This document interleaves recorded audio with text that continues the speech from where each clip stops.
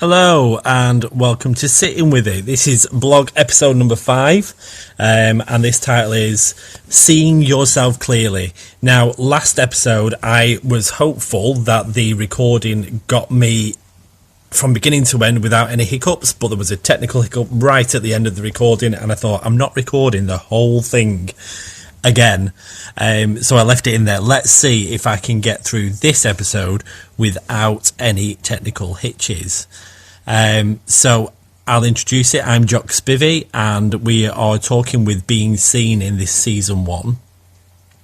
We've looked last season at being seen in love, and I want to emphasize that relationship I talked about because that one was the first same-sex relationship and what felt like the first authentic relationship I'd ever been in as myself. And obviously I talked about the 4 S's, the scanning, the suit, the static, and then the shedding. And I call it the chameleon method. So yeah, I just want to point out that this was a good 5 or 6 years ago now. So we've moved on from that. And this episode is the last, or is it the last one? No, it's the second to last one in the Being Seen season. And this one is called Seeing Yourself Clearly. So as always, this podcast is a space for reflection, emotional honesty, and the thoughts we often carry quietly within ourselves. Here we take the time to explore identity, relationships, mental health, ADHD, sexuality, and the complicated ways which we learn to survive in the world around us. Not through perfect answers, not through performance, but by learning to sit with the things we usually try to escape from. This is Sitting With It. I think one of the strangest things about healing is that it doesn't always feel good. People talk about healing like it arrives with clarity, confidence, peace. But a lot of the time it feels like grief, like confusion, like sitting alone in silence after years of noise and realising you don't actually know who you are without the performance. And that is who you are without the suit or without the static. Because eventually, after enough relationships, enough masks, enough emotional exhaustion, you start asking different questions. Not who do people want me to be, but who am I when nobody needs anything from me? And that's different. And honestly, I'm still sitting with that. I spent 4 years single and... well, I say single, but dating short-term things and discovering who am I when nobody else needs anything from me. Not what do people want me to be. And honestly, I'm still sitting with it. The chameleon method calls this point the shedding. This is the final of the 4 S's. So you've got the scanning, the suit, the static, and then this is the shedding part. The part where the suit doesn't fit. It stops fitting you. Not because you suddenly become healed or enlightened to anything, but because your nervous system gets tired of surviving as somebody else. And I think that is where I am now. Somewhere between exhaustion and honesty. And I wouldn't say actually that it's exhaustion now. I'm in something new now. And for the first time, it feels authentic and it feels genuine and I'm approaching it in a whole different way. And it's working and I'm in a good place at the moment. I'm maintaining myself whilst maintaining a new relationship. And that's a nice place to be. But back to the podcast. So, the shedding is the part where the suit stops fitting, not because you suddenly become healed or enlightened, but because your nervous system gets tired of surviving as somebody else. And I've been there, somewhere between exhaustion and honesty. For most of my life, I adapted. That was the skill. That was my skill. It was also a survival mechanism. And the thing that I became exceptionally good at doing. I scanned the rooms. I relationships, friendships, workplaces, family dynamics. And without even realising it, I became what felt safest inside all of them. Because I looked at what people wanted to see, and I looked at what people expected and became that. I put that suit on. And the funny thing is, people will often praise you for that. They call you easygoing, self-aware, empathetic, good with people. And I've used this term as well, and I do use this term for myself now still, but an all-rounder. But underneath it, there's often something quietly disappearing. Because adapting constantly means there's very little space left to ask yourself what you actually feel. Not what keeps the connection going, not what is avoiding the conflict, not what protects you from rejection, what you genuinely feel. And when you've spent decades overriding yourself, that question becomes surprisingly difficult to answer.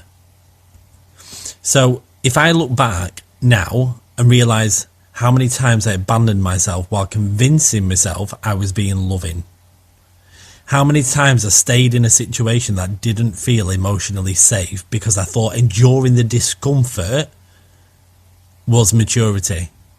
Not a compromise, not sacrificing in a way that is respectful and warranted, but how many times I stayed in a situation that I didn't feel emotionally safe in because I thought enduring that discomfort was maturity, that was being mature. How many times I silenced my instincts because I feared being left more than I feared being unhappy. And that pattern for me existed long before relationships. It existed in childhood. And psychology always goes back to the childhood, but there are a lot of things within it that you will have learned that you probably don't realise. So for me, it existed long before relationships. It existed in childhood. It existed in what I was taught masculinity to be. It existed in sexuality. It existed in work. I spent years hiding, not behind it, but I spent years hiding being gay. It wasn't dramatic in the way that I did it.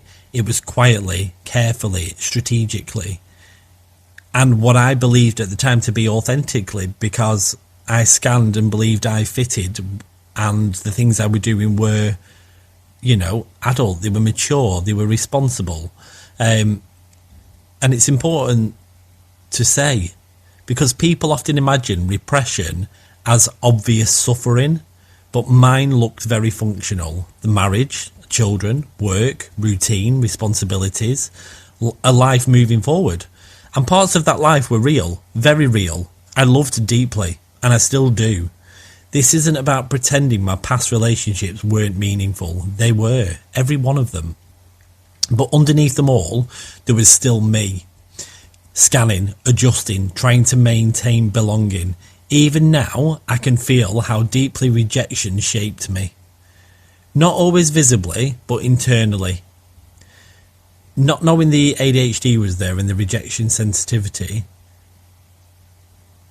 exists, but the rejection sensitivity doesn't just make rejection painful.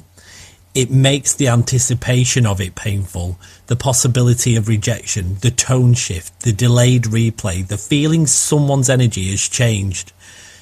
And ADHD, rejection sensitivity, amplifies all of it because there's no off switch internally. Everything loops, it replays, everything gets analysed. And until you know what it is and you can pick up on it in the moment, that is exhausting. Being inside my own mind, and this is my lived experience, I'm not talking about anybody else, but being inside my own mind can feel exhausting. Not because I'm weak, because my brain very rarely settles. Sometimes I think people mistake overthinking for intelligence, but overthinking often isn't clarity. It's fear trying to create certainty on loop. and running every scenario possible and coming up with the solutions and the arguments and the fallout to try and find the perfect one. And certainty is addictive when your nervous system has spent years trying to stay emotionally safe. That is my baseline regulation, and I'm moving away from that now, and I'm in a different place. But that certainty is something you need and crave. So with ADHD and rejection sensitivity, that fear trying to create certainty is a loop. And I notice it now, even after everything. And not in my personal relationships, but in any kind of new relationships, or sometimes in personal relationships. If someone pulls back slightly, I notice it. If the energy changes, I notice it. If communications shift, I notice it. And the old part of me still wants to scan for a danger. It still wants to secure certainty before uncertainty has a chance to hurt me. But the thing that's changing too, slowly, not perfectly, but honestly, I don't chase in the same way anymore. I don't abandon myself as quickly. And I don't override discomfort as easily just to preserve that connection. It's funny because it's something I never did before, because I didn't see it. But that doesn't mean I've mastered anything. It just means I'm finally paying attention to myself as well. And I think that's the real beginning of being seen. Not someone else seeing you perfectly, you seeing yourself honestly. Because the truth is, people can only meet the version of you that you allow to exist. And if you're constantly performing safety, they never actually meet you. Nobody you're in a relationship can ever actually meet you if you are constantly performing safety. And you don't know yourself well enough to accept that rejection or that conflict or that disagreement or that uneasy feeling. They can't meet you. And that is hard to sit with, because it means some of the loneliness I've experienced wasn't because nobody loved me. It was because I was only partially present, visible enough to belong, hidden enough to feel safe. That line, visible enough to belong and hidden enough to feel safe, has followed me through almost every stage of my life. And I think a lot of people live there without realising it. We become versions of ourselves that function well enough. A good employee, a good parent, a good partner, a funny friend, the reliable one, the easygoing one.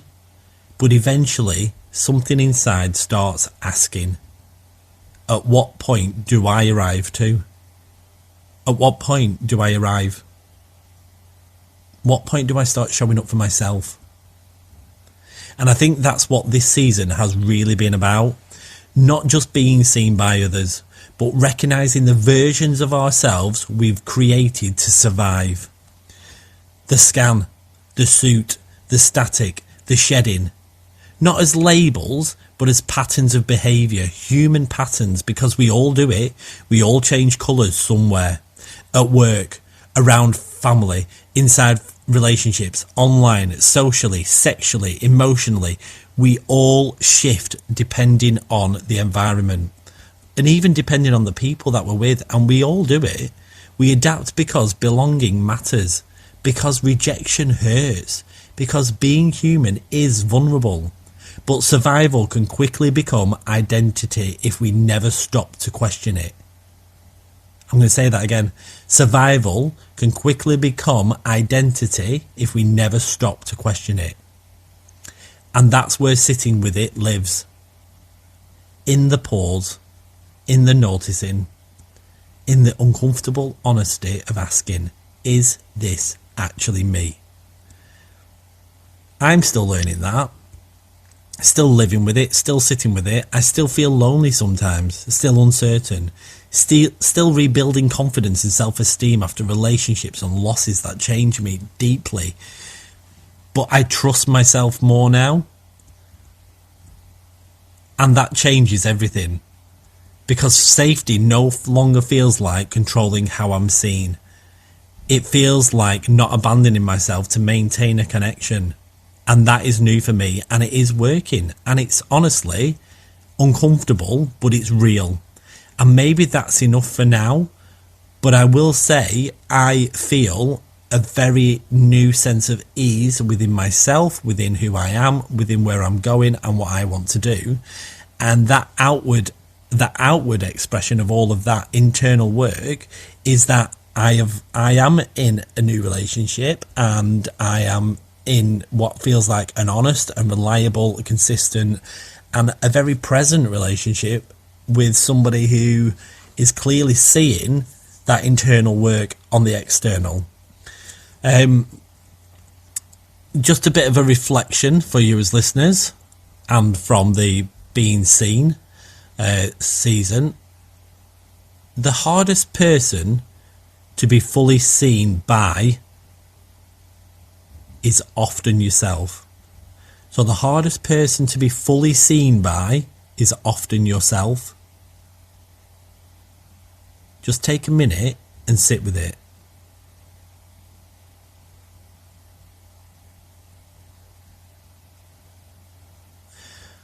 What version of yourself are you still performing, and who might you become if you finally stopped? That's a question, just another thing to sit with. As always, the book is still in progress. We Don't Evolve, We Are Chameleons, by myself, Jock Spivey. That talks about the 4 S's and the chameleon method, and goes in depth where this podcast doesn't. And obviously this podcast will branch off into other areas as myself as an author will do eventually.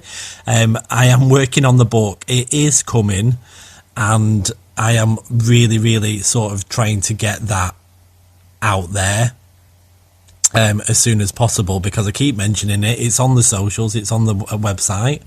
But again, as always, thank you for listening or reading and sitting with this reflection, because I do post it as a blog on the website.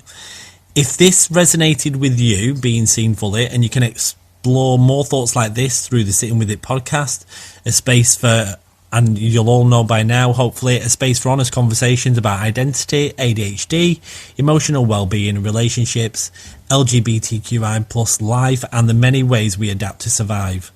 You can always follow me on social media by searching at Sitting With It Pod, and that's on Facebook and Instagram, and www.sittingwithitpod.com. As said last episode, the website is up and down at the moment whilst work is being carried out. There are the Chameleon Method quiz. That is a PDF. If you go to the socials, that should be up there soon, which you can request a free copy of, which gives you some insight.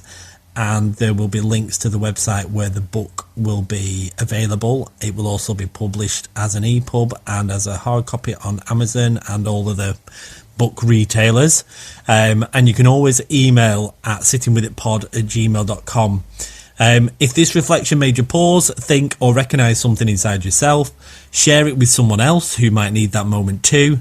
And until next time, remember, safety does not come from being accepted. It comes from accepting yourself. I've been Jock Spivey.